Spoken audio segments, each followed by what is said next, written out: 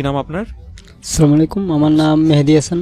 বয়স কত আপনার? বয়স 32 প্লাস। জন্ম জেলা কোথায়? জন্ম জেলা ঢাকাতে। ঢাকাতে। বলেন মেহেদি ভাই, কি গল্প আপনার শুনি আমি। তো আমি ছোটবেলার থেকে অনেক কষ্ট মানুষ হয়েছি। কষ্ট বলতে?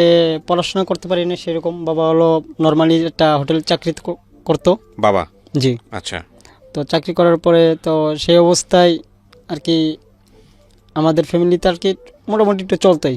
তো আম্মু যখন হলো অন্য রান্নার কাজটা একটু ভালো জানতো, তো এক বাসায় রান্নার কাজ করতো, তাই এই নিয়ে মোটামুটি চলতো। কয় ভাই বোন ছিলেন আপনারা? আমরা 3 ভাই বোন। 3 ভাই বোন, আচ্ছা। তারপর? তো 3 ভাই বোনের মধ্যে জি না আমি সবার ছোট।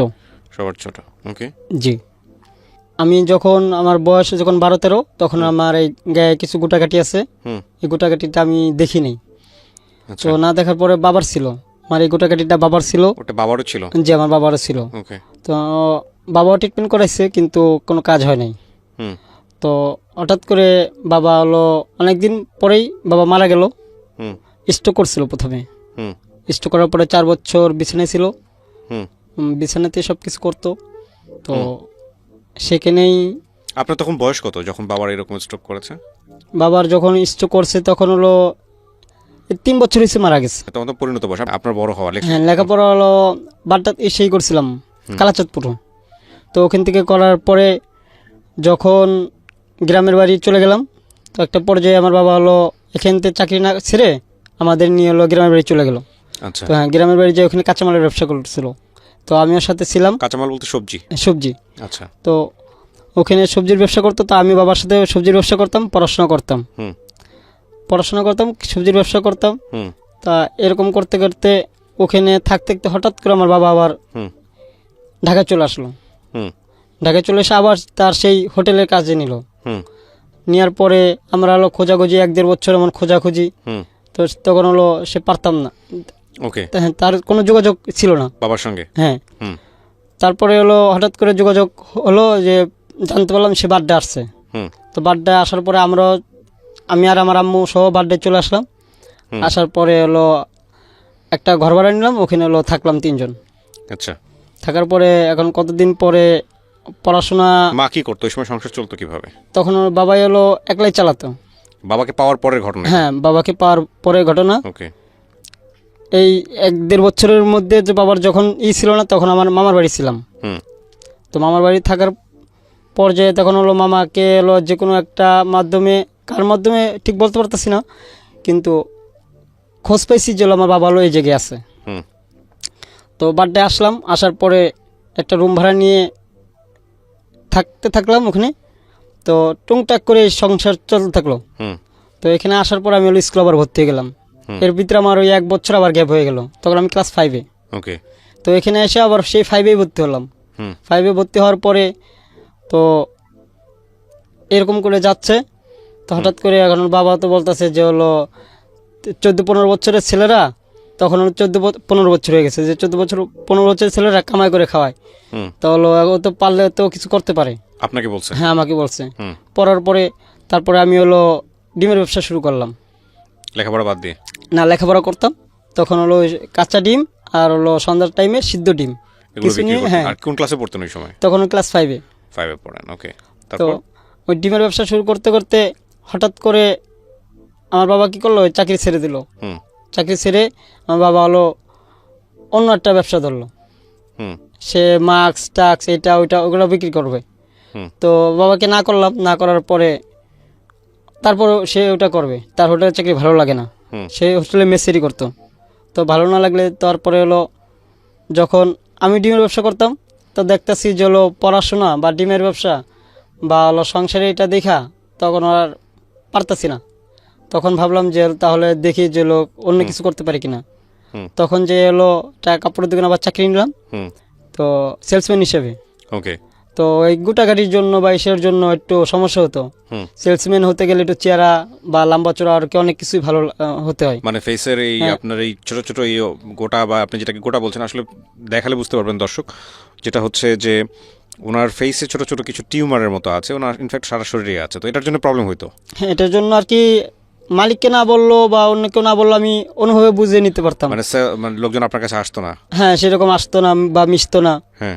তো এই পর্যায়ে তখন আমি নিজেকে নিজে আর কি খুব করতে পারতাম, হুম বুঝতে পারতাম, হুম। তা কাউকে বুঝতে দিতাম না, তা একলা একলা কাঁদতাম যে হলো এগুলা কেন আল্লাহ দিছে। হুম কিন্তু তার আগে ওই যে যখন ওই যে 11 বছর বা 12 বছর হুম তখন কিন্তু আমি কিন্তু দেখি না এগুলা।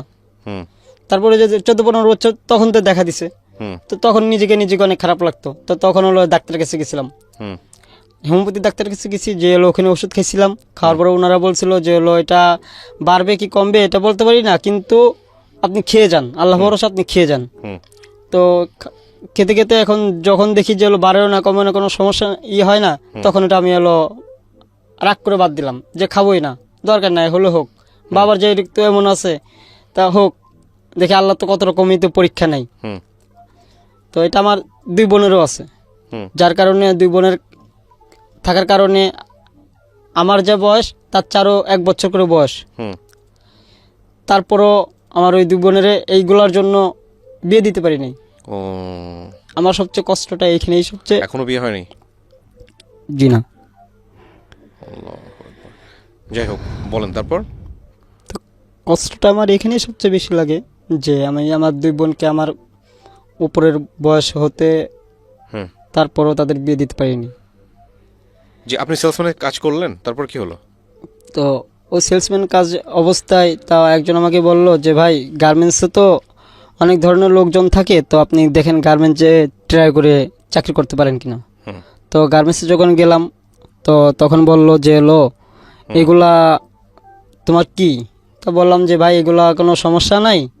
দারুণকে বললাম হুম যে ভাই এগুলো কোনো সমস্যা নেই, খালি দেখতে যে একটু খারাপ লাগে, তো আমার এমন কোনো কাজ দিন যেন আমি আলাদা থাকতে পারি, আর সোয়াশই না, লোকটা সোয়াশই না। তো একজন বললো যে হ্যাঁ এগুলো অনেক হয়, সোয়াশই না, ওকে নে। তো ওখানে নেওয়ার পরে ইনচার্জ বা সুপারভাইজার ওনারাও মাঝে মাঝে দেখতাম কেমন করে যে তোর এগুলা কি ট্রিটমেন্ট করস না কেন, মালিক পক্ষ দেখলে তোকে বার করে দেবে, নিবে না, হুম আবার তুই শর্ট, তো আবার গোটাঘাটি এগুলা। তো যার কারণে আমি আবার অনেক টাইমে মনে করতাম যে থাক, এখন দিছে, তো আমি বলতাম যে বস এগুলো দিছে আল্লাহ, আমি কি করতে পারি, আমার তো কিছু করার নাই, এখন আমি তো ওষুধ খাচ্ছি, দেখি বলে সারবে। হুম তো তাদের জেনেটিক্যাল, বাবার যেহেতু ছিল, সন্তানদের মধ্যেও আছে। হ্যাঁ তো তখন হলো আমি হলো এটাগুলো বলার পরে তারপরে বলতে যে ঠিক আছে, দেখ আবার জন্য কারোর জন্য না হয়। আমি কি, না বস কারোর হবে না। মানে ছোঁয়াচে কিনা এটা হ্যাঁ ছো আছে কিনা, তা আমি বলতাম যে না বস এগুলো আমার, তোর মার আছে না, আমাকে না, আমার মা হলো পুরো ফ্রেশ, বিয়ে হয়েছে অনেক বছরই, কিন্তু আমার মার একটা গায়েও কিছু নাই, হুম মাশাল্লাহ মা সব দিকে সুস্থ আছে। হুম তো তখন বলতেছে যে হলো ঠিক আছে তাহলে করতে থাক। তখন হলো ওখানে ওই গার্মেন্টস ওখান থেকে শুরু। তারপর গার্মেন্টসকেই আর কি হলো আমার ওই নিজ আর কি পুরো পেশাকেই গার্মেন্টস ভেবে নিলাম। মানে গার্মেন্টসে ঢুকে গেলেন একদম। গার্মেন্টসে ওখান থেকে প্রথমত বেতন ছিল 1300 টাকা। হুম প্রথম জীবনে গার্মেন্টসের বেতন ছিল 1300 টাকা। তো ওই আস্তে আস্তে আস্তে আস্তে কাজ শিখলাম। বসেরা ছিল, একটা বস ছিল, সে হিন্দু, কিন্তু আমাকে অনেক হেল্প করছে, আমাকে অনেক রকম সাহায্য করছে, হুম আমাকে কাজ শিখাইছে, হাতে ধরে কাজ শিখাইছে, কীভাবে কি করতে হয় না করতে হয়, তে হাতে কলমে শিখাইছে, বা হলো মুখে বলছে যে এরকম এরকম করবি, এরকম এরকম শিখবি করবি। তো ওই রকমই কাজ করতেছিলাম। তো এক পর্যায়ে বেতনও বেড়ে গেল আস্তে আস্তে। তো ওই অবস্থায় তার যখন হলো আলটু বয়স বাড়লো, তখন অতীতে একটা ঘটনা ছিল, একজনের সাথে আর কি একটু ভালো লাগে, বয়স কম তারপর একটু ভালো লাগে। তা আমার আশা ছিল যে যখন একটু বয়স হবে তখন হলো হয়তো বা ওকে আমি এলো গ্রহণ করে নিব। তো এক পর্যায়ে আমার এখন যেটা ধারণা, তখন ওটা ধারণা ছিল আমার এই গোটাঘাটির জন্য বা আমার হাইটের জন্য তার বাপ মা রাজি না, কিন্তু সে রাজি ছিল। আচ্ছা, তো আপনার বিয়েটা হলো না তারপরে? না, তাকে অন্য জায়গায় হলো বিয়ে দিল। বিয়ে দেওয়ার পরে আমি এক পর্যায়ে নেশাকে বেছে নিলাম। নেশা করা শুরু করলেন? জি। কি দিয়ে শুরু করলেন? প্রথম সিগারেট। আচ্ছা, তারপর? তারপরে হলো যেটা হলো খাই, সিগারেটে ভরে যেটা খাই, ওকে, যে ওটা খেতাম। খাওয়ার পরে আরও পানি জাতীয় কিছু খেতাম, যেটা হলো পয়সা পেতেন কই এগুলা?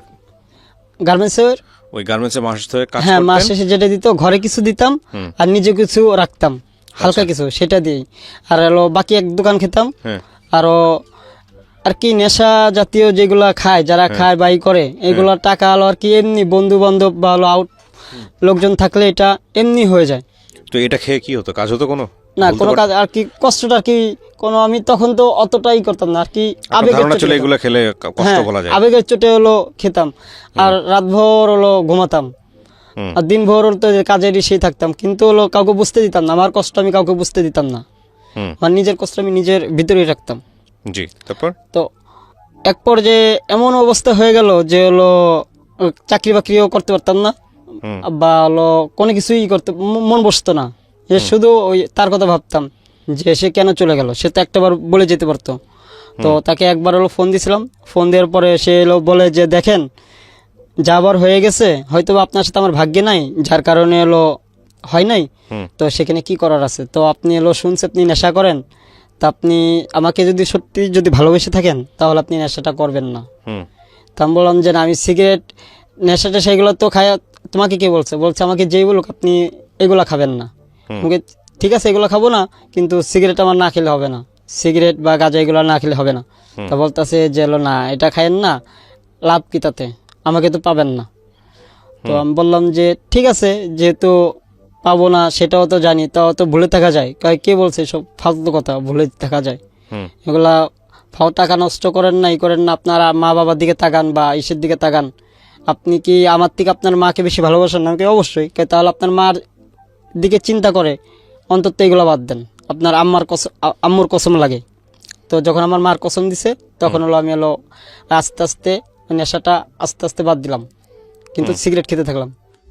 এর ভিতরেই আমাকে একজন বলল যে হলো আমার ননদকে তুই বিয়ে করবি। তো হলো আমি বললাম যে হলো দেখেন আমি এইরকম, আবার জানেন যে হলো আমার ইনকাম কম, হুম। তো এর ভিতরে আবার হলো জানেন যে তাকে সে জানে যে আমার সেই যার সাথে প্রথম রিলেশন সেই খবরটা সে জানে। হুম। তো বললো যে হলো তারপরেও তো এগুলো আপনি জানেন আমি এলো এই কারণে নেশা ধরছি, আমি চাই না যে হলো পরবর্তীতে আবার আরেকজনের জন্য আমি আবার হলো ধ্বংসই বা হলো অন্য কিছু করি, কেন না। তা কার কথা বলছি তুই বুঝতে পারছিস আমাকে না, তা তখন সে তার ননদের কথা বলে। হুম। তো আমি যখন তার ননদের কথা বলে তা আমি বলি যে হলো আপনারা তো আর কি বাড্ডাতে তাদের একটু আছে, নাম আছে, হুম। নাম আছে বা হলো চেনা পরিচিত বেশি তার স্থানীয়। তো আমি হলো প্রথমে তো রাজি হই না যে দিবে কি দিবে না, আমি একটা এসে বিবৃতির ভিতরে থাকতাম। তো আমি এক পর্যায়ে বললাম যে যে ঠিক আছে আমি রাজি, কিন্তু আমার মাকে দেখাতে চাই, হুম। আমার মাকে দেখাতে চাই যে হলো সে কী বলে। তো আমার আম্মাকে যখন বললাম, আমার আম্মা বলে যে না তুই ছেলে মানুষ, যেমনই হোক দরকার লাগলে গার্মেন্টসের একটা মেয়েকে বা অন্য একটা মেয়েকে তুই বিয়ে করিস। আমাকে না, আমি ওকে বিয়ে করব, যেহেতু আমার এই অবস্থা। আচ্ছা, ওই ওই ননদের কি ছিল, মানে শারীরিক কোনো সমস্যা ছিল? হ্যাঁ, শারীরিক একটা সমস্যা ছিল। হুম। তো যার কারণে সমস্যা বলতে পিঠে একটা উঁচা ধরনের একটা কুচ যে বলে, ও কুজের মতো ছিল। হ্যাঁ সেটা তবে ছিল। মাকে কি বললেন? আমার মাকে বললাম, তা আমার মা তো রাজি না, বলে যে না। তা আমি বললাম যে দেখেন আমাদের গায়ে তো মন গোটাকাটি আছে, হুম। তো ওই হিসাবে তো আমিও তো ওই কয়েক না, এই জন্য তো তোকে তো কেউ প্রতিবন্ধী বলে না, কিন্তু ওই মেয়েকে তো অনেকে বলে প্রতিবন্ধী বলে। হ্যাঁ। তো আমি বললাম যে তাতে কি, তো আমি এই শব্দটা আমি বলতে চাচ্ছিলাম না আর কি, আমার মার কারণে যাকে বললাম। হুম। তো বলতেছে যে আমাকে যেমনই হোক আমি ওকে ই করবো, যে আর আমাকে ওরা কিছু দেখাইছিল যে ওকে যদি তুই যদি বিয়ে করিস তাহলে তোর হলো পিছনের সাইড যা আছে সব বাদ, আর তোকে আমরা হলো দেখবো, হেল্প করব, আচ্ছা। যা কিছু লাগে তোর এখানে সব কিছু আমরা করে দিব, তুই শুধু আমার ননদটাকে যদি গ্রহণ করিস। হুম। তো আমি কই যে দেখেন যে এগুলো তো এখন কি বলবো, তা বলতেছে দেখ কিছু পাইতে হলে কিছু হারাতে হয়। হুম। তো তুইও তোর তো এই অবস্থা, তুইও যে একটা মেয়েরে যে বিয়ে করবি বা ভালোবাসা পাবি বা এই পাবি, আর তুইও তো একটা ভালোবাসার জন্য তুই নেশা করিস বা এটা করিস, এটা তো ঠিক না। তো আমি বললাম যে ঠিক আছে, তো আমি এই মুহূর্তে কি করতে পারি, কই তোর বাপ মারে রাজি করা। তো আমার মাকে বললাম, আমার মা বোন কিছুতেই রাজি না।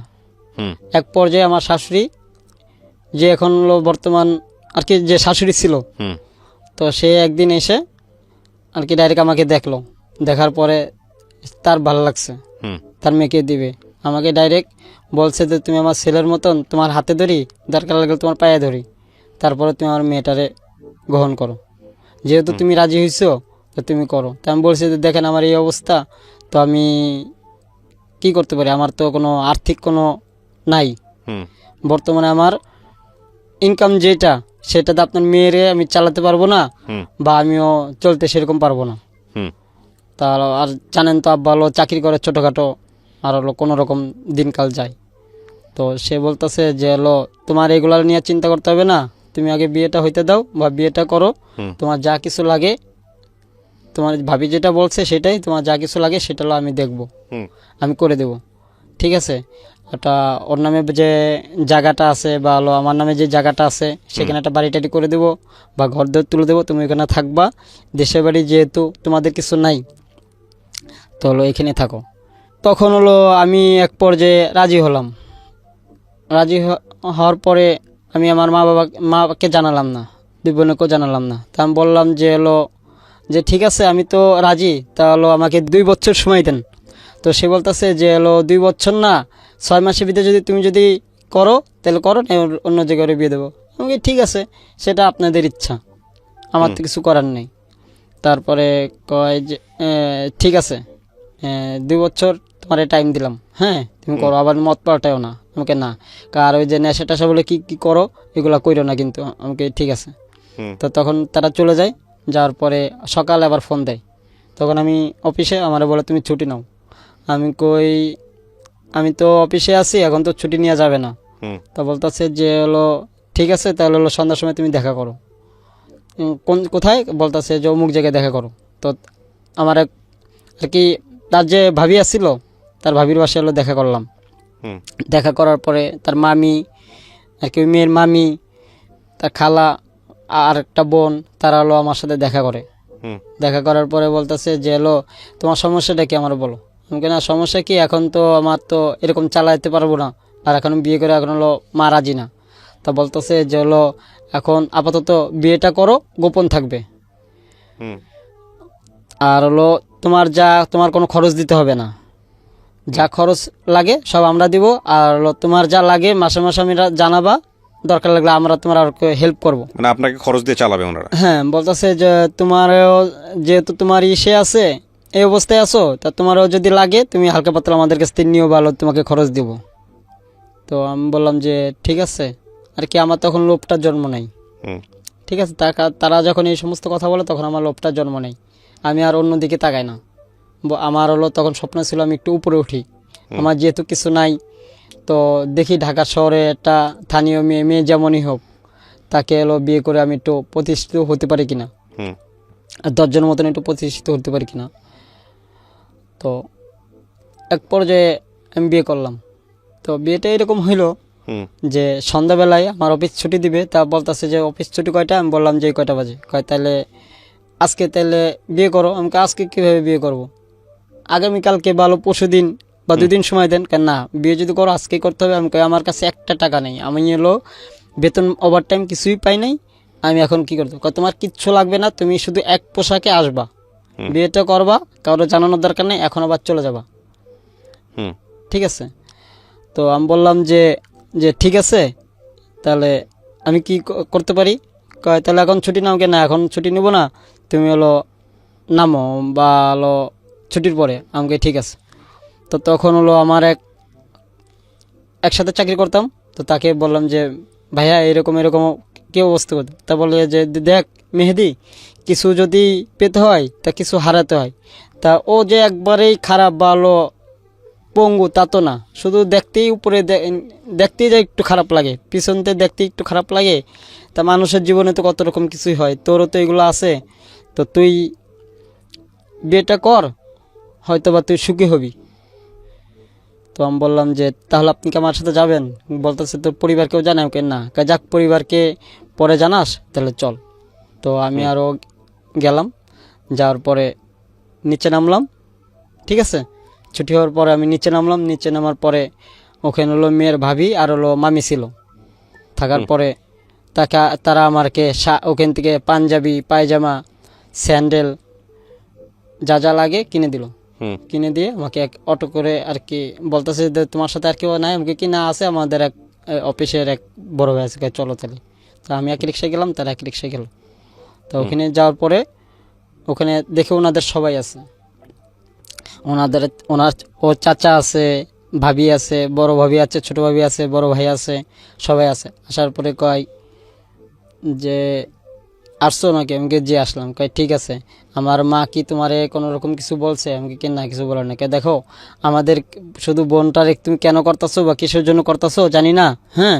হুম। তো হলো আর তুমি কি সত্যি বিয়ে করতে পারো? আমাকে জি। কয় তাহলে কিন্তু কদিন পরে আবার ফেলাইতে হয়ে চলে যাইবা।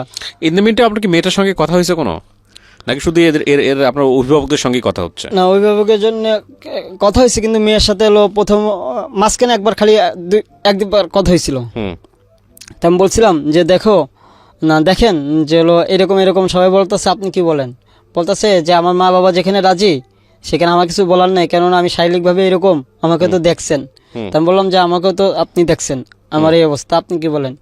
কয় না, আমার কিছু বলার নাই, আপনি বিয়ের পরে যেখানে রাখবেন। আমি কি তা বিয়ের পরে আমার মা বাবা তো এখন রাজি হচ্ছে না, তো কি করা যায়? তা বলতেছে যে এখন রাজি না হয় পরে তো হতেও পারে, তা আপনি যদি করেন তাহলে দেখেন। তো হলো আমি তো আর কি বলবো। তা আমি বলতেছি যে কয় নিজের বিয়ের কথা তো নিজে বলা যায় না, তো আমার মা বাবা যদি দেয় তাহলে আমার কোনো সমস্যা নেই। হুম। তা আমি বলতেছি দেখো আমি কিন্তু দেখতে অনেকটা খারাপ, আমাকে দেখছো, কয় আমারও তো আছে সমস্যা।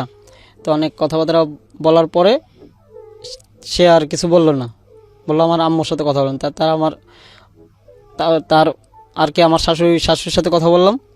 কথা বলার পরে বলতেছে যে হলো ঠিক আছে, সমস্যা নাই, তুমি আসো, তোমার মা বাবাকে কদিন পরে জানাও। হুম। তো এর ভিতরেই তো ওই বিয়েটা করার পরে তো ওখানে হলো সেদিন আর হলো আমি থাকলাম না। হুম। তো কাবিন করলো 2 লাখ। আচ্ছা। হ্যাঁ, তারাই, আমি কিন্তু 1 টাকাও নিয়ে যাইনি। হুম। তো তারাই কিন্তু আমাকে সব খরচ দিল। তো আর আমার কোনো ফ্যামিলি গেল না, কেউ গেল না, আমি একলা গেলাম, তারাই বিয়ে দিল। তো 2 লাখ টাকা কাবিন করলো। আপনার ফ্যামিলি জানতো যে আপনি বিয়ে করলেন? না, জানতো ফ্যামিলি না। জানতো না। জি না, আমি সেখানেই আমার মাকে আর কি কষ্ট দিছি একটা। বাবা বাবা না, আমার বাবা মা ভাই কেউ বোন জানে নাই? না, আমার কোনো ফ্যামিলির আর কি কেউ জানতো না। হুম। হঠাৎ করে যেই ওই একদিনের মধ্যে যে কথাবার্তা, আমি 2 মাস সময় চাইছিলাম, 2 বছর সময় চাইছিলাম, তারা আমাকে দিছে। দেওয়ার পরেই সকালে ওই যে বলছিল আবার কল দিয়ে যে আজকে করলেই করতে হবে। তারপরে? তো এক পর্যায়ে ওখানে বিয়ে করার পরে তারা 2 লাখ টাকা কাবিন করলো। হুম। একজন বলে যে না 5 লাখ কর। আমাকে 5 লাখ 10 লাখ যাই করেন আমার কোনো সমস্যা নাই, কিন্তু আপনারা পরবর্তীতে আবার দেখেন না যে ছাড়াই নিয়েন না বা লোক অনেক কিছু করেন না। আরে পাগল নাকি? একজন বলে আরে পাগল নাকি যে হলো বিয়ে দিতেছে কি ছাড়াই নেওয়ার জন্য নাকি মেয়ে? হুম। তো আমি বলতেছে আমার শারীরিক অবস্থা বা এই দেখা তো আপনারা পরবর্তীতে করতে পারেন।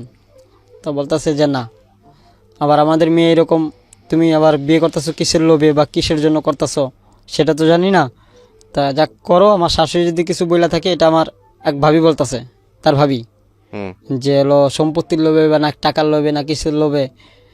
আমি কই কিছুর লোভেই করতেছি না। আমার শাশুড়ি এবার বলছে কই তোমারে যা দিব বা যা কিছু করব তুমি কাউকে জানাবা না। হুম। হুম। তো আমি বলছি যে ঠিক আছে। তা সেই পর্যায়ে আমি তখন কিছু বললাম না আর কি। আমার শাশুড়ি টোটালি আমার মুখ খুলতে মানা করলো যে ঠিক আছে। আমি বলছি যে ঠিক আছে, কাউকে কিছু বলি নাই। হুম। তো বিয়ে করার পর 2 লাখ টাকা কাবিন করার পরে আমার শাশুড়ি বলে কাজী বলে যে হলো আসল কত? তা হলো আমার শাশুড়ি বলে যে হলো 20,000।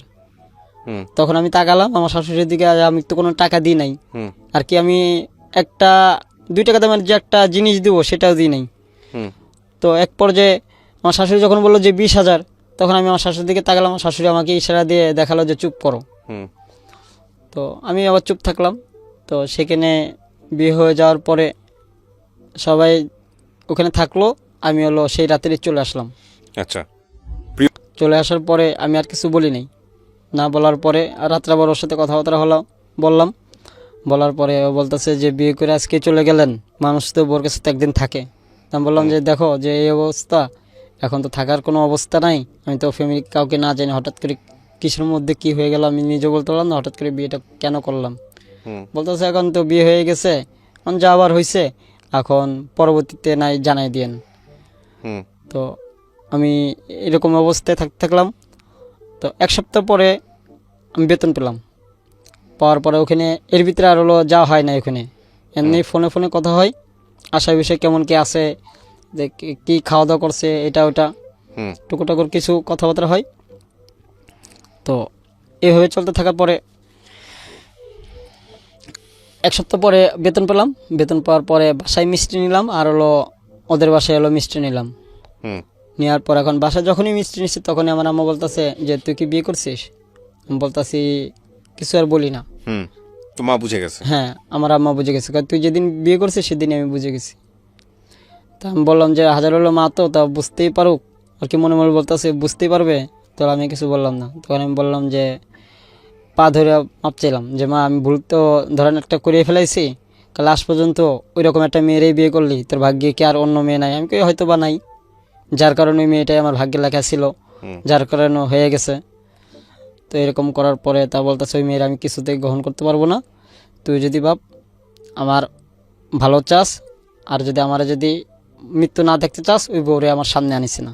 হুম ঠিক আছে, তুই করছস, তোর মতন তুই থাক। ঠিক আছে, তুই কিসের বড়, তুই বড় জায়গায় হলো নাও বানতে গেছিস, তা তুই তোর মতন থাক বাপ, আমার তোর কিছু দেখতে হবে না। হুম তা আমি বললাম যে বলতে একটা করছি, এখন তো কিছু করার নাই, এখন যাওয়ার হয়ে গেছে, এখন ঠিক আছে ওকে আনবো না। তো সপ্তাহখানিক পরেই ওর ভাবি আমাকে আর কি, যখন হলো যে গেছিলাম মিষ্টি নিয়ে, হুম তো এক পর্যায়ে ওর ভাবি আমাকে এক রুমে নিয়ে আর কি কথাবার্তা বলার পরে বলতেছে যে হলো তুই কিসের জন্য ওকে বিয়ে করছিস সেটা জানি না, এখানে জায়গা আছে এতটুক, হ্যাঁ, আর হলো ওর ওর সেরকম সম্পত্তি নাই, ওর পড়াশোনা সেরকম জানে না, হুম আবার ওর নামাজ কালামও পড়ে না, ঠিক মতন গা গোসল দেয় না, ও সবসময় পেতনির মতন থাকে, কারোর কথা শোনে না। তা তুই কিসের আশায় বিয়ে করছিস, কেন করছিস সেটা তুই জানিস? কে বলছে এই কথাগুলো? এটা ওর ভাবি আমাকে বলতেছে। হুম তা তুই যদি পারিস তাহলে সাইড কেটে যা। যাওয়ার আমি দেখবো, তোর কোনো যোগাযোগ রাখিস না, কোনো কথাবার্তা বলিস না কারোর সাথে। হুম যাওয়ার আমি আমি দেখতে ম্যাচ করবো, তুই দেখতেই কর। তোর মা কি রাজি হয়েছেন কেন? তাহলে এরকম মেয়ের কি কেউ রাজি হয়? আমি বললাম যে তাহলে ভাবে আমি কী করতে পারি, এখন তো কিসের আশায় করলাম, আর হলো কেন করলাম? বলতাছে যে হলো তোর শাশুড়ি যদি বলে থাকে যে হলো তোকে কিছু দিবে, করে দিবে, বা হলো কিছু করবে, এগুলো সব মিথ্যা কথা, কিছুই হবে না, তো এগুলো বাদ দে। তো আমি এক পর্যায়ে তাদের সাথে তার ভাবির কথা শুনে আর কি হলো, আমি ভাবলাম যে ঠিকই তো, যে আমার মা ওর এই দিক দিয়ে রাজি হইতেছে না, আবার কোনো কিছু হইতেছে না। তা আমি আবার কেমন একটা লাগলো আর কি, আমার নিজের কাছে নিজে খারাপ লাগলো হুম যে এরকম একটা মেয়েরে বিয়ে করলাম। তা ঠিক আছে, আমি যোগাযোগ বন্ধ করে দিলাম। এই ছিল আমার প্রথম ভুল। আচ্ছা এই হলো ভুল হলো, তার সাথে যোগাযোগ বন্ধ করার পরে কতদিন, অনেক দিন যাওয়ার পরে তার মা হলো আবার যোগাযোগ করে, কিন্তু বাসায় আসার পরে বলতেছে যে হলো আপনার ছেলে তো বিয়ে করছে। বলতেছে আমার ছেলে বিয়ে করছে, আমি তো আর করাই নাই, আপনারাই দিছেন। তো হলো আমার ছেলে যদি ওখানে না যায়, যোগাযোগ না করে, সেটা তো হলো আর আমার দোষ না। তো আপনারা দেখেন আমার ছেলে যদি যায়, যাক, সমস্যা কি, ও যদি ঘর জামায় থাকে থাকুক। কালকে আমার আম্মুর সাথেই কথা বলছে। হুম বলার পরে আমি আর হলো আমাকে আবার হলো, আমি বাসায় আসার পরে দেখি তারা হলো বাসায় আছে। হুম বাসায় থাকার পরে তার বলতেছে কি ব্যাপার, তুমি যাও না, করো না। আমাকে দেখেন যা আবার হয়েছে, কিসের মাধ্যমে বিয়ে করছে আমি জানি না, আর কেন করছিলাম, আপনারা যদি পারেন তাহলে হলো সব কিছু করতে করে ফেলান, ঠিক আছে? হুম বলতেছে এটা কি হলো ছেলের খেলের মুয়া, যে হলো তুমি চাইলা আর হলো বিয়েটা করলা, করে ফেলবা, শেষ করে ফেলবা। কিন্তু ওর ভাবি যে আমাকে যেই কথাগুলো, খারাপ খারাপ কথাগুলো বলছে, আরও অনেক কথাবার্তা বলছে, সেগুলো আর কি নাই বললাম হুম ওর বিষয়ে। তো হলো আমি হলো এক পর্যায়ে আমি বললাম যে আমি আর কিছু করার নাই, আমি কোনো যোগাযোগ রাখতে চাই না বা কোনো সম্পর্ক রাখতে চাই না। ওকে, এটা বললেন আপনি? হ্যাঁ, বলার পরে তারপরে হলো ওর ভাই, তারপরে ওর এক ভাই হলো আমাকে আর কি হুমকি দিল, আর কি অন্যরকম একটা হুমকি দিল যে হলো তুই বিয়ে করছিস, আবার হলো এরকম এরকম। এটা সব ভাই দিবে, স্বাভাবিক। এটা আমি হলো তারপরে আমি বললাম যে ভাই, যে আমি একটা ভুল করে ফেলাইছি, তো মা তো রাজি হইতেছে না, তা কি রাজি এখন হয় না, পরে হবে। ঠিক আছে, তুই এমনভাবে থাকতে থাক, তোর মা বাবাকে জানাবি যে তুই যোগাযোগ করস না, তো এরকমভাবে তুই থাকতে থাক। তো এরকমভাবে থাকতে থাকলাম। কিছুদিন পরে আবার ওখানে যাতায়াত শুরু করলাম। বউয়ের কাছে? হুম হুম ওখানে গেলাম, যাওয়া আসার মাধ্যমে এখন হলো, কিন্তু ওর ভাবি যে আমাকে যে খারাপ চোখে দেখে, আমি পরবর্তীতে যাওয়ার পরও ভাবি তখন আমাকে খারাপ চোখে দেখে। হ্যাঁ, গেলেই ওখানে গেলেই আর কি অন্যরকম কথাবার্তা। এক পর্যায়ে এলো সে আমাকে ডিভোর্স দিছে। আপনার ওয়াইফে আপনাকে ডিভোর্স দেয়? হ্যাঁ, হুম, তো এর মাঝখানে আমি একটা কথা বলতে চাই যে হলো, মাঝখানে যখন আমার মাকে রাজি করালাম, আমার মাকে রাজি করাইছি, সবাইকে রাজি করাইছি, রাজি করানোর পর আমি যখন বললাম যে ঠিক আছে, যে তুমি আমার কাছে, মা বাবা সবাই যখন রাজি, না এর ভিতরে আমার বাবা মারা গেছে, তো আমি যখন বললাম যে ঠিক আছে এখন তো সবাই রাজি, তাহলে তুমি আসো, তো তখনই তার পরিবার উল্টা রিয়াকশন যে আমার বোন ভাড়া বাড়িতে দিব না, তুই এখানে থাকবি, আর যদি না থাকোস তাহলে আমার বোনকে খরচ দিবি, খরচ দিয়ে আমার বোনকে এখানে রাখবি। তো আমি তো বললাম যে দেখো, তখন ওকে বললাম যে দেখো তোমার ভাই ভাবি কী বলতাছে যে আমার ভাই ভাবি যেটা বলতাছে আমিও সেটাই, যে আপনি যদি আমাকে এখানে খরচ দিয়ে যদি রাখতে পারেন তাহলে রাখবেন, আর না রাখতে পারলে আমার কিছু করার নেই। আমি বলি, তোমার কিছু করার না মানে তুমি কি, আমি কি একবার ভাঙ্গা ঘরে থাকি নাকি, আমি তো ভালো জায়গায় থাকি, তা যেভাবেই থাকি না কেন একটু ভালো জায়গায় থাকি, থাকার চেষ্টা করি, তো তুমি ওই জায়গায় থাকো।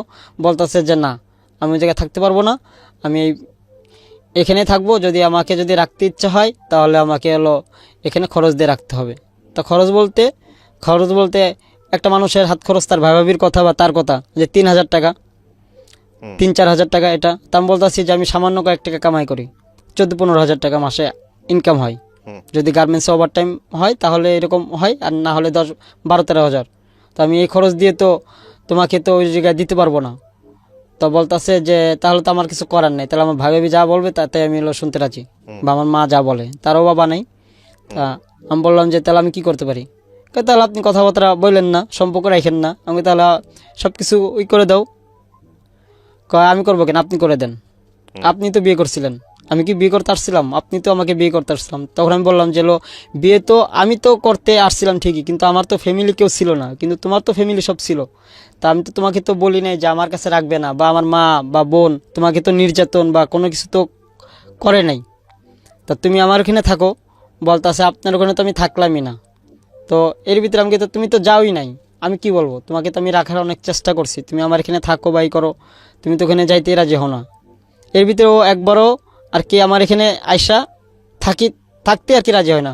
আমি যখন ওখানে যেতাম কিছু না কিছু নিয়ে গেলাম, সেটাতে ওই ছিল, কিন্তু ওইদিকে বেজার থাকতো যে ওকে আমি হাত খরচ দিই না কেন। কি করতেন আপনি তখন? আমি গার্মেন্টসের চাকরি করি। কত টাকা বেতন পেতেন ওখানে ফিক্স হলো 10,000, ওভার টাইম হলে আরো 3-4 হাজার হতো। তো আমি এই অল্প বেতনে তো আমি তো ওকে তো 2 জায়গায় খরচ দিতে পারতাম না। তো আমার মা এক পর্যায়ে বললো যে ঠিক আছে বাবা, তুই না খরচ দে বা ওই জায়গায় থাক। হ্যাঁ, তা আমি বলতেছি যে ওই জায়গায় থাকলে তো মানুষ ঘর জমায় বলবে, তো ঘর জমায় থাকতে আমি রাজি না। তো আমি বললাম যে তুমি আমার এই জায়গায় থাকতে তোমার সমস্যা কি, কেন আমি ওই জায়গায় থাকলে আমার দম বন্ধ হয়ে আসে, আমি ওই জায়গায় থাকতে পারবো না, আমার দম বন্ধ হয়ে আসে। আমাকে তা আমি কি করতে পারি, তাহলে আমার খরচ দেন। আমি বলতেছি যে আমি তো তোমাকে খরচ দিতে পারবো না। তো এক পর্যায়ে এরকম কথা কাটাকাটি হওয়ার পরে 1-1.5 বছর এরকম কথাবার্তা বন্ধ। হঠাৎ করে ও আমাকে একদিন ফোন দিয়ে অনেক রকম খারাপ খারাপ কথা বলার পরে বলে যে আপনারা মুক্তি করে দিব, হ্যাঁ কতদিন পরেই আপনার কাগজ আপনি পেয়ে যাবেন। তখন বললাম যে ভালো মতন সংসারই করলা না, কোনো কিছুই, তুমি শাশুড়ির আদর বা ননদের। যাই হোক, এবং শেষ পর্যন্ত আপনাদের ডিভোর্স হয়েছে। আপনি আমাকে একটু বলেন তো এই গল্পটা আপনি কেন বললেন রেডিওতে, কি কারণে বললেন আর কি? আমার এই কথাটা বলার কারণ হলো ওই যে আমি প্রথমে তো একটু লোভ করছিলাম। এক্স্যাক্টলি। তো এটাতে আমি মনে করি যে এটার জন্য আমি নিজেই দায়ী। আর দ্বিতীয়ত মনে করি আমার কপাল, যে আমার এই গোটাকাটির, কেননা আমার সারা গোষ্ঠীর মধ্যে কারণ নেই, আমার এই গোটাকাটি বা এইরকম কারোর সমস্যা নাই। তো আমার একমাত্র এরকম সমস্যাই আছে, আমার 2 বোনের আছে, যার কারণে আমার 2 বোনকে আমি বিয়ে দিতে পারি নাই। তো আমার এই ভিতরের কষ্ট থাকাটা, এই কষ্টের কথাগুলো আমি কাউকেই শেয়ার করতে পারলাম না। দেখেন, আমি একটা কথা বলি আপনাকে, কিছু মনে করবেন না প্লিজ। সেটা হলো, আপনাকে যেভাবে আল্লাহ তৈরি করেছে, যা দিয়েছে সেই অনুযায়ী আল্লাহ কিন্তু আপনাকে রিজিকও দিয়েছে। হ্যাঁ, মূল কথা হচ্ছে এটা। আপনার ওয়াইফের ক্ষেত্রে আপনি যে কাজগুলো করছেন সেগুলো ঠিক হয় নাই। প্রথম কথা হচ্ছে এটা। কেন ঠিক হয়নি দেখেন, বিয়েটার কথায় যদি আসি, বিয়েটা আপনি এমনভাবে করলেন যেটা আপনি সিদ্ধান্তহীনতায় ভুগতেছিলেন। সিদ্ধান্তহীনতায় কখনোই বিয়ে করা উচিত না, এক। 2 নম্বর হচ্ছে বিয়ে তো করছেন ঠিক আছে, তাকে আপনি স্ত্রীর মর্যাদা দিবেন, সেখানে ভাবি কি বললো আর অমুক কি বললো তমুক কি বললো এগুলো শোনা তৃতীয় পক্ষ যে কোনো সম্পর্কের ক্ষেত্রেই খুব বিপজ্জনক হতে পারে, অন্তত প্রেমের সম্পর্ক, স্বামী স্ত্রী সম্পর্কের ক্ষেত্রে। সেইটা আপনি নিজের জীবন থেকে একটা মনে হয় ভালো একটা বুঝতে পারছেন আপনি ফাইনালি। জি। সো এটা হচ্ছে বিষয়, কারণ আপনি তো একে তোই মনে করেন যে একটু কনফিউজ ছিলেন যে আসলে বিয়েটা করে কি করলেন, তারপরে যদি ওই পক্ষেরই কেউ একজন বলে কাজটা তুমি ঠিক করো নাই, তাহলে তো আপনি আরো বেশি ভেবাচাকা খায় যাবেন। আপনার ক্ষেত্রে তাই হয়েছে। আর মার অনুমতি নেওয়া উচিত ছিল, মার পরামর্শ ছাড়া আসলে কাজটা করা ঠিক হয়নি। কিন্তু তারপরও আপনি সংসারটা, আপনার প্রথম যে আন্ডারস্ট্যান্ডিংটা ছিল যে আমার শরীরে সমস্যা আছে, সুতরাং আমি এমন কাউকে বিয়ে করবো যার সমস্যা আছে, তো এইটাই বেস্ট ছিল। কিন্তু এরপরে আপনি কন্টিনিউ সামহাও করতে পারেননি, সেখানে আমি মনে করি নিজের একটা অনেক বড় সমস্যা ছিল। তো আপনি যেহেতু বলেই ফেলছেন যে অ্যাড্রেস করছেন, সেক্ষেত্রে আমি বলবো দেখেন, আপনি তো এখনো কিছু না কিছু করে খান, তাই না? রুটি রুজি করেন তো? জি করি। গার্মেন্টসে কাজ করেন?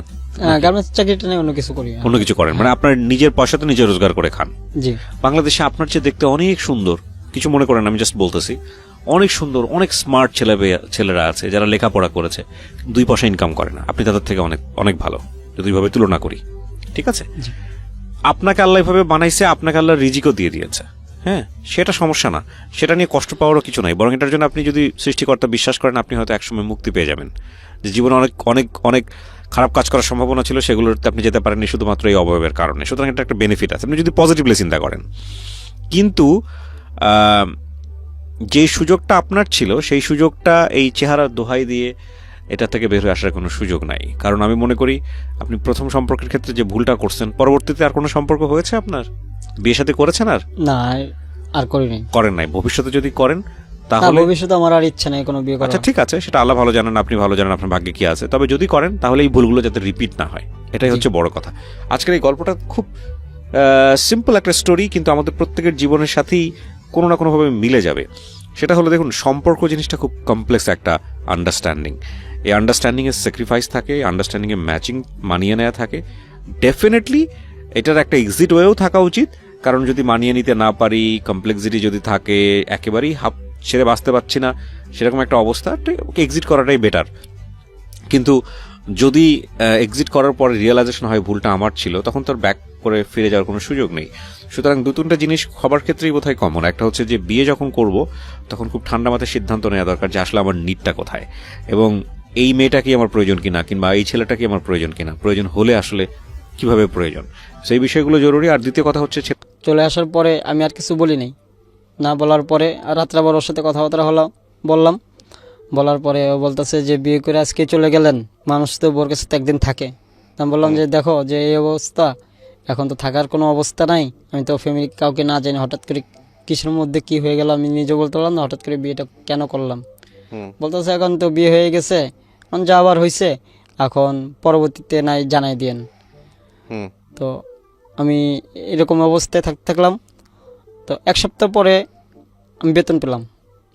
পাওয়ার পরে ওখানে এর ভিতরে আর হলো যাওয়া হয় না, ওখানে এমনি ফোনে কথা হয়, আশা বিষয় কেমন কি আছে, যে কি খাওয়া দাওয়া করছে, এটা ওটা টুকুটাকুর কিছু কথাবার্তা হয়।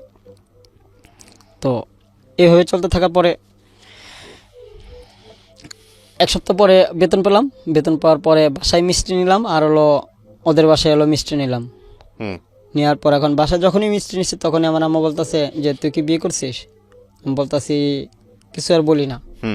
তো মা বুঝে গেছে? হ্যাঁ, আমার আম্মা বুঝে গেছে, তুই যেদিন বিয়ে করছিস সেদিনই আমি বুঝে গেছি।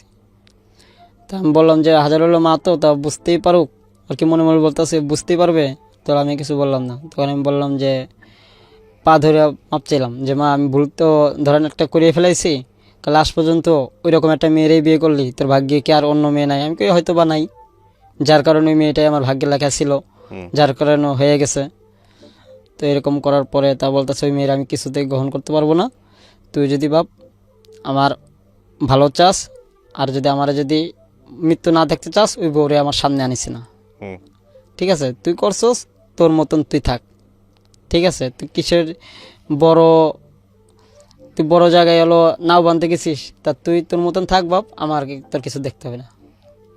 তা আমি বললাম যে ভুল তো একটা করছি, এখন তো কিছু করার নাই, এখন যা আবার হয়ে গেছে, এখন ঠিক আছে ওকে আনবো না।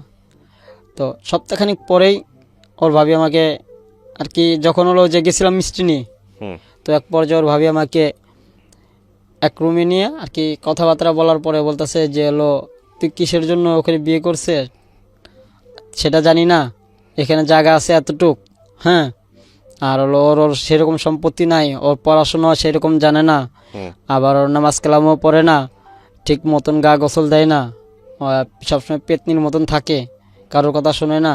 তা তুই কিসের আশায় বিয়ে করছিস, কেন করছিস সেটা তুই জানিস? কে বলছে এই কথাগুলো? এটা ওর ভাবি আমাকে বলতেছে। হুম তা তুই যদি পারিস তাহলে সাইড কেটে যা, যাওয়ার আমি দেখবো, তোর কোনো যোগাযোগ রাখিস না, কোনো কথাবার্তা বলিস না কারোর সাথে, হুম যা আবার আমি দেখতে ম্যাচ করো, তুই দেখতেই কর। তোর মা কি রাজি হয়েছে কেন? তাহলে এরকম মেয়েরা কি কেউ রাজি হয়? আমি বললাম যে তাহলে ভাবে আমি কী করতে পারি, এখন তো কিসের আশায় করলাম আর হলো কেন করলাম, বলতাছে যে হলো তোর শাশুড়ি যদি বলে থাকে যে হলো তোকে কিছু দিবে করে দিবে বা হলো কিছু করবে, এগুলো সব মিথ্যা কথা, কিছুই হবে না, তো এগুলো বাদ দে। তো আমি এক পর্যায়ে তাদের সাথে তার ভাবির কথা শুনে আর কি হলো আমি ভাবলাম যে ঠিকই তো, যে আমার মা ওর এই দিক দিয়ে রাজি হইতেছে না, আবার কোনো কিছু হইতেছে না, তা আমি আবার কেমন একটা লাগলো আর কি, আমার নিজের কাছে নিজে খারাপ লাগলো হুম যে এরকম একটা মেয়েরে বিয়ে করলাম। তা ঠিক আছে, আমি যোগাযোগ বন্ধ করে দিলাম। এই ছিল আমার প্রথম ভুল। আচ্ছা এই হলো ভুল হলো, তার সাথে যোগাযোগ বন্ধ করার পরে অনেক দিন যাওয়ার পরে তার মা হলো আবার যোগাযোগ করে, কিন্তু বাসায় আসার পরে বলতেছে যে হলো আপনার ছেলে তো বিয়ে করছে, বলতেছে আমার ছেলে বিয়ে করছে, আমি তো আর করাই নাই, আপনারাই দিছেন। তো হলো আমার ছেলে যদি ওখানে না যায়, যোগাযোগ না করে, সেটা তো হলো আর আমার দোষ না। তো আপনারা দেখেন আমার ছেলে যদি যায়, যাক, সমস্যা কি, ও যদি ঘর জামাই থাকুক। আর কালকে আমার আম্মুর সাথেই কথা বলছে, হুম বলার পরে আমি আর হলো আমাকে আবার হলো আমি বাসায় আসার পরে দেখি তারা হলো বাসায় আছে। হুম বাসায় থাকার পরে তখন বলতেছে কি ব্যাপার, তুমি যাও না, এই করো না। আমাকে দেখেন যা আবার হয়েছে, কিসের মাধ্যমে বিয়ে করছে আমি জানি না, আর কেন করছিলাম, আপনারা যদি পারেন তাহলে হলো সব কিছু করে ফেলান, ঠিক আছে? হুম বলতেছে এটা কি হলো ছেলের খেলের মুয়া, যে হলো তুমি চাইলা আর হলো বিয়েটা করলা, করে ফেলবা, শেষ করে ফেলবা। কিন্তু ওর ভাবি যে আমাকে যে কথাগুলো খারাপ খারাপ কথাগুলো বলছে, আরও অনেক কথাবার্তা বলছে, সেগুলো আর কি নাই বললাম হুম ওর বিষয়ে। তো হলো আমি হলো এক পর্যায়ে আমি বললাম যে আমি আর কিছু করার নাই, আমি কোনো যোগাযোগ রাখতে চাই না বা কোনো সম্পর্ক রাখতে চাই না। ওকে, এটা বললেন আপনি? হ্যাঁ, বলার পরে তারপরে হলো ওর ভাই, তারপরে ওর এক ভাই হলো আমাকে আর কি হুমকি দিল, আর কি অন্যরকম একটা হুমকি দিল যে হলো তুই বিয়ে করছিস, আবার হলো এরকম এরকম। এটা সব ভাই দিবে স্বাভাবিক। এটা আমি হলো তারপরে আমি বললাম যে ভাই যে আমি একটা ভুল করে ফেলাইছি, তো মা তো রাজি হইতেছে না, তা কি রাজি এখন হয় না, পরে হবে, ঠিক আছে তুই এমনভাবে থাকতে থাক, তোর মা বাবাকে জানাবি যে তুই যোগাযোগ করছ না, তো এরকমভাবে তুই থাকতে থাক। তো এরকমভাবে থাকতে থাকলাম। কিছুদিন পরে আবার ওখানে যাতায়াত শুরু করলাম, বউয়ের কাছে? হুম ওখানে গেলাম, যাওয়া আসার মাধ্যমে এখন হলো, কিন্তু ওর ভাবি যে আমাকে যে খারাপ চোখে দেখে, আমি পরবর্তীতে যাওয়ার পরে ভাবি তখন আমাকে খারাপ চোখে দেখে। হ্যাঁ, ওখানে গেলেই আর কি অন্যরকম কথাবার্তা। এক পর্যায়ে এলো সে আমাকে ডিভোর্স দিছে। আপনার ওয়াইফই আপনাকে ডিভোর্স দেয়? হ্যাঁ। হুম তো এর মাঝখানে আমি একটা কথা বলতে চাই যে হলো মাঝখানে যখন আমার মাকে রাজি করালাম, আমার মাকে রাজি করাইছি, সবাইকে রাজি করাইছি, রাজি করানোর পর আমি যখন বললাম যে ঠিক আছে, যে তুমি আমার কাছে, মা বাবা সবাই যখন রাজি, না এর ভিতরে আমার বাবা মারা গেছে, তো আমি যখন বললাম যে ঠিক আছে এখন তো সবাই রাজি, তাহলে তুমি আসো, তো তখনই তার পরিবার উল্টা রিয়াকশন যে আমার বোন ভাড়া বাড়িতে দিব না, তুই এখানে থাকবি, আর যদি না থাকোস তাহলে আমার বোনকে খরচ দিবি, খরচ দিয়ে আমার বোনকে এখানে রাখবি। তো আমি বললাম যে দেখো, তখন ওকে বললাম যে দেখো তোমার ভাই ভাবি কী বলতাছে, যে আমার ভাই যেটা বলতাছে আমিও সেটাই, যে আপনি যদি আমাকে এখানে খরচ দিয়ে যদি রাখতে পারেন তাহলে রাখবেন, আর না রাখতে পারলে আমার কিছু করার নেই। আমি তোমার কিছু করার না মানে তুমি কি, আমি কি একবার ভাঙা ঘরে থাকি নাকি? আমি তো ভালো জায়গায় থাকি, তা যেভাবেই থাকি না কেন একটু ভালো জায়গায় থাকি, থাকার চেষ্টা করি, তো তুমি ওই জায়গায় থাকো। বলতেছে যে না, আমি ওই জায়গায় থাকতে পারবো না, আমি এখানে থাকবো, যদি আমাকে যদি রাখতে ইচ্ছা হয় তাহলে আমাকে হলো এখানে খরচ দিয়ে রাখতে হবে। তা খরচ বলতে একটা মানুষের হাত খরচ, তার ভাই ভাবির কথা বা তার কথা যে 3,000 টাকা, 3-4 হাজার টাকা, এটা তা আমি বলতেছি যে আমি সামান্য কয়েক টাকা কামাই করি, 14-15 হাজার টাকা মাসে ইনকাম হয়। যদি গার্মেন্টসে ওভার টাইম হয় তাহলে এরকম হয়, আর না হলে 10-12-13 হাজার। তো আমি এই খরচ দিয়ে তো তোমাকে তো ওই জায়গায় দিতে পারবো না। তো বলতেছে যে তাহলে তো আমার কিছু করার নেই, তাহলে আমার ভাই ভাবি যা বলবে তাতে আমি হলো শুনতে রাজি, বা আমার মা যা বলে, তারও বাবা নেই। তা আমি বললাম যে তাহলে আমি কি করতে পারি? তাহলে আপনি কথাবার্তা বললেন না, সম্পর্ক রাখেন না, আমি তাহলে সব কিছু ওই করে দাও।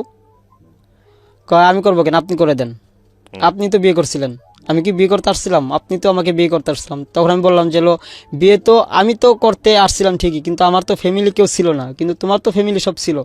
তা আমি তো তোমাকে তো বলি নাই যে আমার কাছে রাখবে না, বা আমার মা বা বোন তোমাকে তো নির্যাতন বা কোনো কিছু তো করে নাই। তা তুমি আমার ওখানে থাকো, বলতেছে আপনার ওখানে তো আমি থাকলামই না। তো এর ভিতরে আমাকে তো তুমি তো যাওই নাই, আমি কি বলবো? তোমাকে তো আমি রাখার অনেক চেষ্টা করছি, তুমি আমার এখানে থাকো বাই করো, তুমি তো ওখানে যাইতে রাজি হও না। এর ভিতরে ও একবারও আর কি আমার এখানে আয়সা থাকতে আর কি রাজি হয় না। আমি যখন ওখানে যেতাম কিছু না কিছু নিয়ে গেলাম, সেটাতে ওই ছিল, কিন্তু ওইদিকে বেজার থাকতো যে ওকে আমি হাত খরচ দিই না কেন। কি করতেন আপনি তখন? আমি গার্মেন্টসের চাকরি করি। কত টাকা বেতন পেতেন ওখানে ফিক্স হলো 10,000, ওভার টাইম হলে আরো 3-4 হাজার হতো। তো আমি এই অল্প বেতনে তো আমি তো ওকে তো দুই জায়গায় খরচ দিতে পারতাম না। তো আমার মা এক পর্যায়ে বললো যে ঠিক আছে বাবা, তুই না খরচ দে, বা ওই জায়গায় থাক। হ্যাঁ, তা আমি বলতেছি যে ওই জায়গায় থাকলে তো মানুষ ঘর জমায় বলবে, তো ঘর জমায় থাকতে আমি রাজি না। তো আমি বললাম যে তুমি আমার এই জায়গায় থাকতে তোমার সমস্যা কি? কেন আমি ওই জায়গায় থাকলে আমার দম বন্ধ হয়ে আসে, আমি ওই জায়গায় থাকতে পারবো না, আমার দম বন্ধ হয়ে আসে। আমাকে তা আমি কি করতে পারি? তাহলে আমার খরচ দেন। আমি বলতেছি যে আমি তো তোমাকে খরচ দিতে পারবো না। তো এক পর্যায়ে এরকম কথা কাটাকাটি হওয়ার পরে 1-1.5 বছর এরকম কথাবার্তা বন্ধ। হঠাৎ করে ও আমাকে একদিন ফোন দিয়ে অনেক রকম খারাপ কথা বলার পরে বলে যে আপনারা মুক্তি করে দিব, হ্যাঁ কতদিন পরেই আপনার কাগজ আপনি পেয়ে যাবেন। তখন বললাম যে ভালো মতন সংসারই করলা না, কোনো কিছুই, তুমি শাশুড়ির আদর বা ননদের। যাই হোক, এবং শেষ পর্যন্ত আপনাদের ডিভোর্স হয়েছে। আপনি আমাকে একটু বলেন তো এই গল্পটা আপনি কেন বললেন রেডিওতে, কি কারণে বললেন আর কি? আমার এই কথাটা বলার কারণ হলো ওই যে আমি প্রথমে তো একটু লোভ করছিলাম। এক্স্যাক্টলি। তো এটাতে আমি মনে করি যে এটার জন্য আমি নিজেই দায়ী। আর দ্বিতীয়ত মনে করি আমার কপাল, যে আমার এই গোটাকাটির, কেননা আমার সারা গোষ্ঠীর মধ্যে কারণ নেই, আমার এই গোটাকাটি বা এরকম কারোর সমস্যা নাই। তো আমার একমাত্র এরকম সমস্যাই আছে, আমার 2 বোনের আছে, যার কারণে আমার 2 বোনকে আমি বিয়ে দিতে পারি নাই। তো আমার এই ভিতরের কষ্ট থাকাটা, এই কষ্টের কথাগুলো আমি কাউকেই শেয়ার করতে পারলাম না। দেখেন, আমি একটা কথা বলি আপনাকে, কিছু মনে করবেন না প্লিজ। সেটা হলো, আপনাকে যেভাবে আল্লাহ তৈরি করেছে, যা দিয়েছে সেই অনুযায়ী আল্লাহ কিন্তু আপনাকে রিজিকও দিয়েছে। হ্যাঁ, মূল কথা হচ্ছে এটা। আপনার ওয়াইফের ক্ষেত্রে আপনি যে কাজগুলো করছেন সেগুলো ঠিক হয় নাই। প্রথম কথা হচ্ছে এটা। কেন ঠিক হয়নি দেখেন, বিয়েটার কথায় যদি আসি, বিয়েটা আপনি এমনভাবে করলেন যেটা আপনি সিদ্ধান্তহীনতায় ভুগতেছিলেন। সিদ্ধান্তহীনতায় কখনোই বিয়ে করা উচিত না, 1। 2 নম্বর হচ্ছে, বিয়ে তো করছেন ঠিক আছে, তাকে আপনি স্ত্রীর মর্যাদা দিবেন। সেখানে ভাবি কি বললো, আর অমুক কি বললো, তমুক কি বললো, এগুলো শোনা তৃতীয় পক্ষ যে কোনো সম্পর্কের ক্ষেত্রেই খুব বিপজ্জনক হতে পারে, অন্তত প্রেমের সম্পর্ক, স্বামী স্ত্রী সম্পর্কের ক্ষেত্রে। সেইটা আপনি নিজের জীবন থেকে একটা মনে হয় ভালো একটা বুঝতে পারছেন আপনি ফাইনালি। সো এটা হচ্ছে বিষয়। কারণ আপনি তো তোই মনে করেন যে একটু কনফিউজ ছিলেন যে আসলে বিয়েটা করে কি করলেন। তারপরে যদি ওই পক্ষেরই কেউ একজন বলে কাজটা তুমি ঠিক করো নাই, তাহলে তো আপনি আরো বেশি ভেবাচাকা খায় যাবেন। আপনার ক্ষেত্রে তাই হয়েছে। আর মার অনুমতি নেওয়া উচিত ছিল, মার পরামর্শ ছাড়া আসলে কাজটা করা ঠিক হয় নাই। কিন্তু তারপরও আপনি সংসারটা, আপনার প্রথম যে আন্ডারস্ট্যান্ডিংটা ছিল যে আমার শরীরে সমস্যা আছে, সুতরাং আমি এমন কাউকে বিয়ে করবো যার সমস্যা আছে, তো এইটাই বেস্ট ছিল। কিন্তু এরপরে আপনি কন্টিনিউ সামহাও করতে পারেননি, সেখানে আমি মনে করি নিজের একটা অনেক বড় সমস্যা ছিল। তো আপনি যেহেতু বলেই ফেলছেন যে অ্যাড্রেস করছেন, সেক্ষেত্রে আমি বলবো, দেখেন আপনি তো এখনো কিছু না কিছু করে খান, তাই না? রুটি করেন তো? জি করি। গার্মেন্টসে কাজ করেন? গার্মেন্টস চাকরিটা নেই, অন্য কিছু করি। অন্য কিছু করেন মানে আপনার নিজের পয়সা তো নিজে রোজগার করে খান। জি। বাংলাদেশে আপনার চেয়ে দেখতে অনেক সুন্দর কিছু মনে করেন, আমি জাস্ট বলতেছি, অনেক সুন্দর অনেক স্মার্ট ছেলেরা আছে যারা লেখাপড়া করেছে, 2 পয়সা ইনকাম করে না, আপনি তাদের থেকে অনেক অনেক ভালো যদি এইভাবে তুলনা করি, ঠিক আছে? আপনাকে আল্লাহ এভাবে বানাইছে, আপনাকে আল্লাহ রিজিকও দিয়ে দিয়েছে, হ্যাঁ, সেটা সমস্যা না, সেটা নিয়ে কষ্ট পাওয়ারও কিছু নাই, বরং এটার জন্য আপনি যদি সৃষ্টিকর্তা বিশ্বাস করেন, আপনি হয়তো একসময় মুক্তি পেয়ে যাবেন। যে জীবনে অনেক অনেক অনেক খারাপ কাজ করার সম্ভাবনা ছিল, সেগুলোতে আপনি